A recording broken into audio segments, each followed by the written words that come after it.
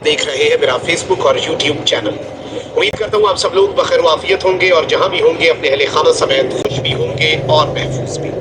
नाज़रीन किराम, इस्लामाबाद में इस वक्त बहुत कुछ चल रहा है और इस्लामाबाद के सियासी हलकों में, सहाफती हलकों में और इसके साथ ही साथ कुछ ऐसे हलके जो इस्लामाबाद के जुड़वा शहर रावलपिंडी में है, वहाँ पर कुछ बातें चल रही हैं, वहाँ पर कुछ चहमगोइयाँ चल रही हैं। और एक जानिब तो इमरान खान बेकाबू है, इमरान खान को काबू करना इस वक्त इन सब के लिए नामुमकिन हो चुका है, लेकिन वहीं दूसरी जानिब निगरान बहुत जल्द ही घबरा गए। वैसे भी सर मुंडवाते ही ओले पड़े हैं, तो निगरान हुकूमत जो है वो हाथ खड़े करती हुई महसूस हो रही है। अब बात जो है और इस वक्त जो आवाजें उठ रही हैं वो मार्शल लॉ की भी है।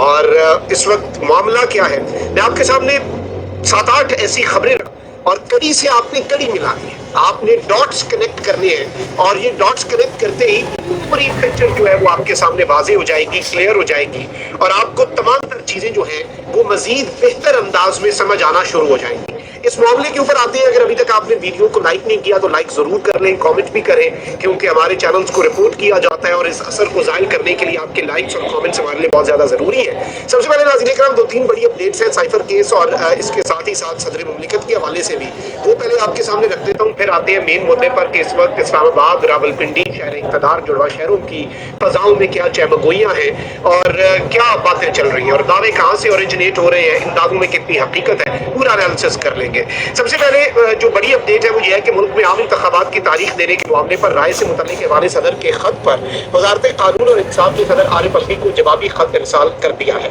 सदर मुमलिकत ने चीफ इलेक्शन कमिश्नर को बुलाया कि आइए आप मिल के डेट देते हैं। चीफ इलेक्शन कमिश्नर ने खत लिख दिया कि जी अब इलेक्शन एक्ट जो है उसमें तरमीम हो चुकी है और अब ये इख्तियार जो है ये इलेक्शन कमीशन का है, सदर का नहीं। तो मैं आपसे नहीं मिल रहा, सदर ने इसमें और क्या कर सकते हैं, उन्होंने जो एक ऑफिशियल प्रोसेस है, प्रोसेस है, वज़ारत कानून इंसाफ को कहा कि आप इस पर राय दें। आम इंतखाबात की तारीख देने से मुतल्लिक वज़ारत कानून ने सदर को जवाबी खत लिखा है और वही कहा है निगरान हुकूमत है, निगरान वफाकी वज़ीर कानून है, उनकी मिनिस्ट्री है, तो आप क्या एक्सपेक्ट कर सकते हैं? जवाब वही कि इलेक्शन एक्ट के तहत इंतखाबात की तारीख देने की मजाज अथॉरिटी इलेक्शन कमीशन ही है। खत में कहा गया है कि एक साथ साफ, शफाफ और मुनसिफाना इंतखाबात करवाने के लिए सिर्फ इलेक्शन कमीशन ही तारीख दे सकता है, उसके अलावा कोई तारीख नहीं दे सकता। और जारी बात है कि इलेक्शन एक्ट में तरमीम हुई है, बिल्कुल हुई है, और इलेक्शन एक्ट की तरमीम यही कहती है कि ये इख्तियार सदर के पास नहीं है बल्कि इलेक्शन कमीशन के पास है। लेकिन मेरा एक वही सवाल है जो सवाल सदर का भी है कि आईन कुछ और कह रहा है और आईन में तरमीम के लिए तो आपको 2/3 मेजॉरिटी चाहिए, जो कि पिछली हुकूमत के पास थी नहीं। तो आईन तो कोई और बात कर रहा है, आईन मुकद्दम है या एक एक्ट में तरमीम मुकद्दम है? ये मामला सुप्रीम कोर्ट ही जाए तो इसका जो एक आप कह सकते हैं ना कि इसका जो भी नतीजा है वो निकल सकता है।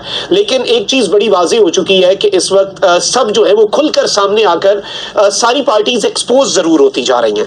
अच्छा, वहीं दूसरी जानिब इस्लामाबाद हाई कोर्ट में पाकिस्तान तहरीक इंसाफ के चेयरमैन इमरान खान की साइफर केस में अदालत मुंतकिली के वज़ारत कानून के नोटिफिकेशन के खिलाफ केस कल समाअत के लिए मुकर्रर कर दिया गया है। कल मतलब कि 31 अगस्त बरोज जुमेरात, अगर आप ये वीडियो 12 बजे के बाद देख रहे हैं, जो कि होपफुली आप 12 बजे के बाद ही देख रहे होंगे, तो कह लेते हैं हम कि आज इस्लामाबाद हाई कोर्ट में साइफर केस की समाअत अटक जेल में करने के खिलाफ दरखास्त जो थी उस पर एतराज लगा दिया गया। लेकिन चीफ जस्टिस आमिर फारूक जो है वो इस एतराज के साथ ही कल इस केस की समाअत करेंगे। अब वो कितना इंसाफ देते हैं ये देखना होगा।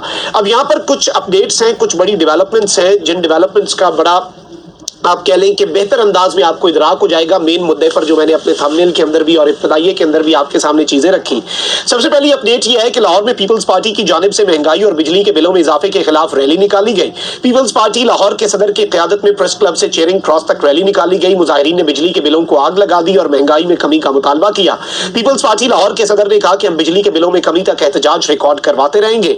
हुकूमत को IMF से मुआहदे पर नजरसानी करनी चाहिए। अगर अवाम पर मजीद बोझ डाला गया तो पाकिस्तान में सिविल नाफरमानी शुरू हो जाएगी। ये बात कौन कर रहा है? ये पीपल्स पार्टी कर रही है। ऑल्दो ये शरीके जुर्म थे और अब ये मुखबरी कर रहे हैं, लेकिन ये मुखबरी किसकी है? और निगरान हुकूमत को तो सर मुंडवाते ही ओले पड़े हैं। IMF डील के ऊपर कौन लुडियां डाल रहा था? ये सारे सवाल अपनी जगह, लेकिन ऑब्वियसली निगरान हुकूमत के लिए मुश्किलात में ये इजाफा है। अच्छा, फरहतुल्लाह बाबर साहब ने एक और ट्वीट भी किया है सबके अंदर कि care takers reportedly amend rules, के निगरानों ने कवानीन जो है वो मुबैना तौर पर तब्दील किए हैं to allow posting of a serving army officer as chairman NADRA, कि नादरा के चेयरमैन के लिए ایک حاضر سروس آرمی کا افسر اب لگ سکتا ہے. Within days of taking over in 1999, General Musharraf appointed a serving Major General as DG Military Lands, banishing civilians for good from their post.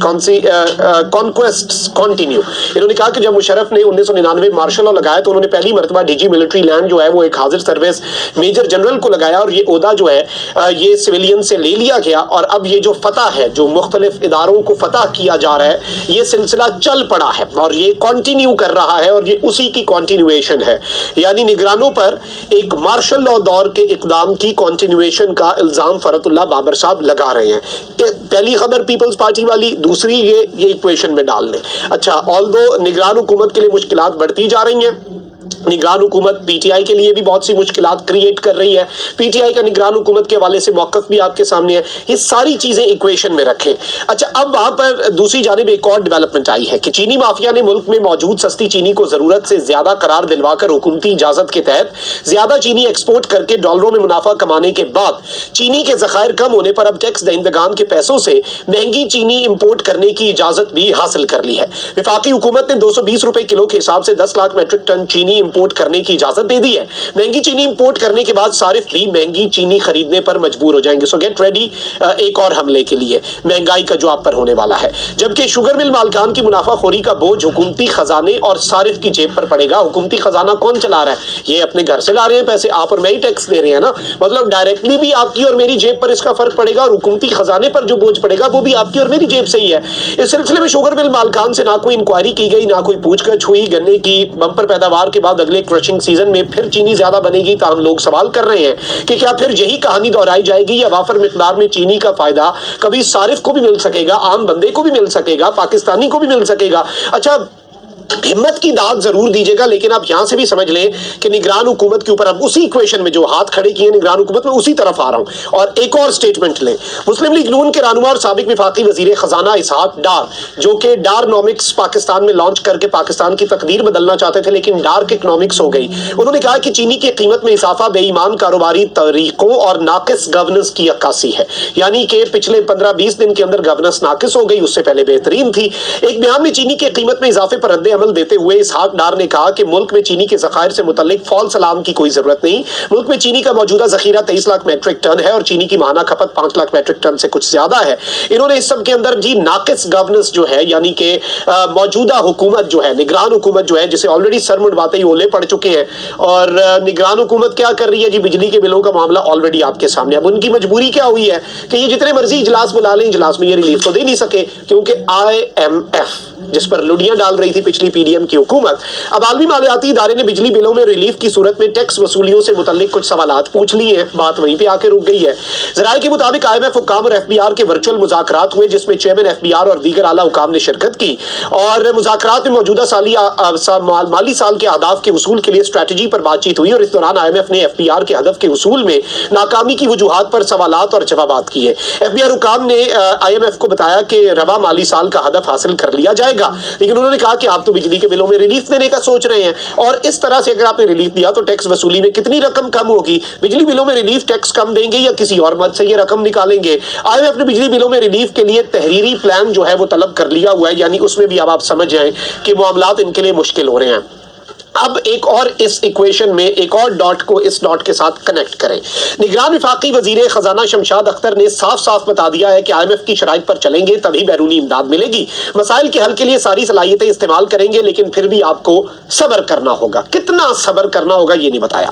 Saint کی قائمہ کمیٹی کو بریفنگ دیتے ہوئے انہوں نے کہا کہ آمدن کا 70% تو قرض کی ادائیگی پر لگ رہا ہے. یہ تو آپ کو بھی پتا ہے، پہلے ہی سے ہی پتا ہے. انہوں نے مزید کہا کہ مارکیٹ سے 23% پر قرض لینا پڑ رہا ہے، مشکل سے خرچے پورے ہو رہے ہیں.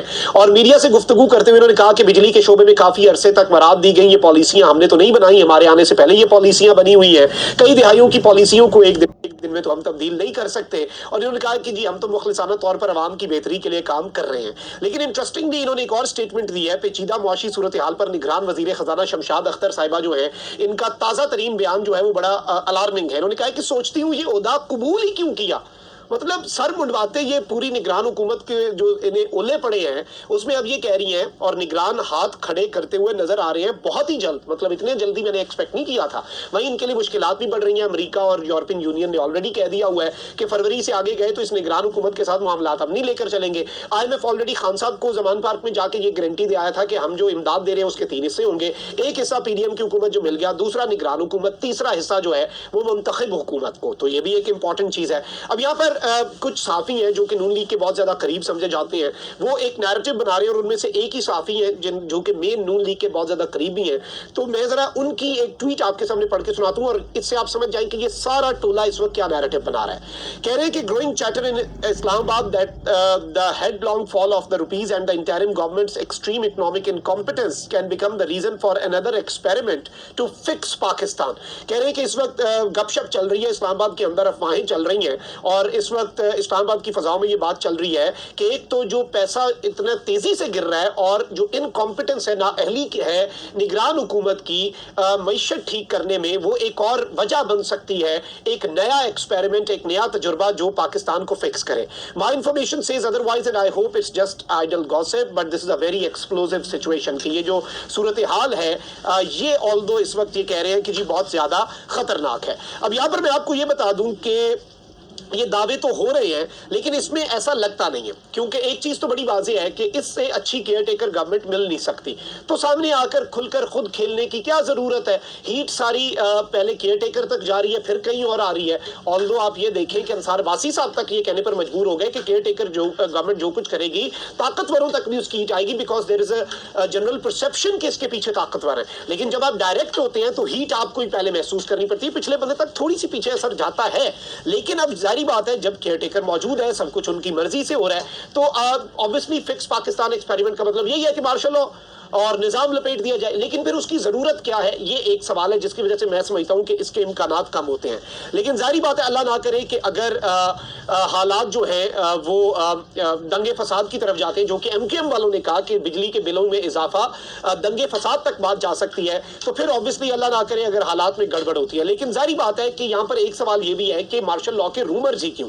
मे बी ये बेसिकली एक मैसेज कम्युनिकेट करना है कि इलेक्शन टाइम पर किसी भी सूरत नहीं होंगे, और जारी बात है कि अगर कोई ऑर्डर्स कोर्ट की तरफ से आते हैं तो मान लिए जाते हैं, और ऑब्वियसली टेक ओवर होता है तो फिर आपको पता है क्या चीजें हैं। और इस सब के अंदर जो इंपॉर्टेंट चीज है वो ये है कि जस्टिस उमरता बंदियाल के फैसले ना पहले मानेंगे ना माने जाएंगे। लेकिन रूमर तो ये भी है कि जस्टिस काजी फाइज ईसा आ गए तो वो भी आइन के मुताबिक शायद चीजें करें, जो कि हमें उनसे उम्मीद है। और 90 डेज से इलेक्शन जो है वो बाहर नहीं जाएंगे, तो इस सूरत में भी ऑब्वियसली अगर इलेक्शन नहीं करवाने अगलों ने और जस्टिस काजी फाइज ईसा साहब डट जाते हैं तो फिर टेक ओवर या हालात या निजाम के लपेटे जाने की तरफ बात जा सकती है। तो ये सारे कंसर्न्स अपनी जगह पर एग्जिस्ट कर रहे हैं, लेकिन इसके इम्कानात एज ऑफ येट निगरान हुकूमत ऑल्दो उस तरह से डिलीवर नहीं कर पा रही जो उनसे एक्सपेक्टेशंस थी, लेकिन इम्कानात कम ही है। अपना बहुत ख्याल रखिए। निगरान पाकिस्तान।